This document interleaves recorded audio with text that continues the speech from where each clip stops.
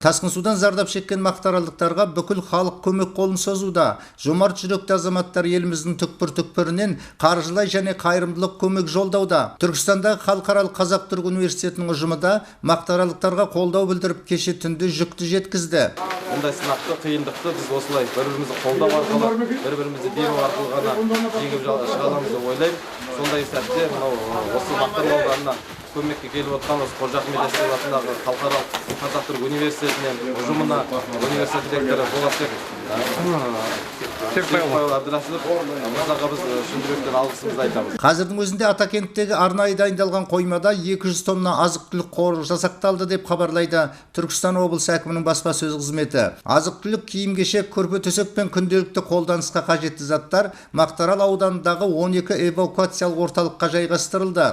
Тұрғындарға таратылуда. Сондай-ақ туған туыстарының үйін уақытша паналаған азаматтарға азық-түлік Атакенттегі нөмір 9 жалпы орта мектебі мен Комаров атындағы мектепте үлестірілуде.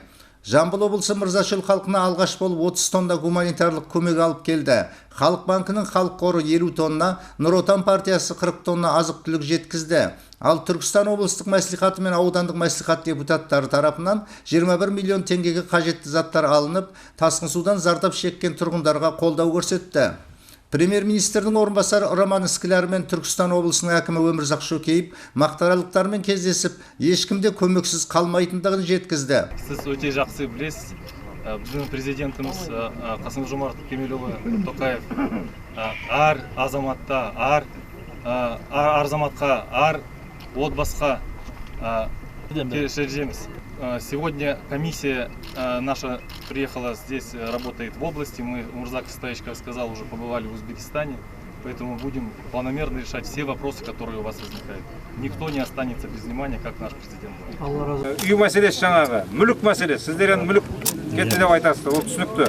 Бірақ әр адамның мүлкін қазір сіздер де дәлелдей алмайсыздар, біз де сене алмаймыз. Сондықтан біз арыстағыдай әр адам баласына компенсация беруді ұйғарып отырмыз. Қанша болатын, оны қазір комиссия өзі шешеді. Үкіметпен бірге шешеді. Одан кейін мал мәселесі. Мал мәселесі, оның бәрін шығын, бәрін жаңағы мамандармен бірге малдың бәрін өтеп береміз шығынды. Онда тұрған мәселе жоқ. Егіс мәселесі. Егісте қалған шығындар.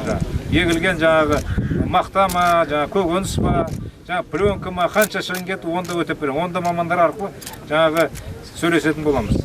Жұмыла көтерген жүк жеңіл демекші. Арыс, Бәйдібек, Төлеби, Қазығұрт, Сарыағаш, Шардара, Келес, Отырар, Түркістан және Сайрам аудандарының әрқайсысынан 5-10 тонна көлемінде азық-түлік жеткізді. Мақтаарал ауданы халқына Павлодар, Қызылорда облыстарынан да көмек жинақталуда. Ескендір, Ертай, Бағдат, Ерсейіт, Тұран, Түркістан.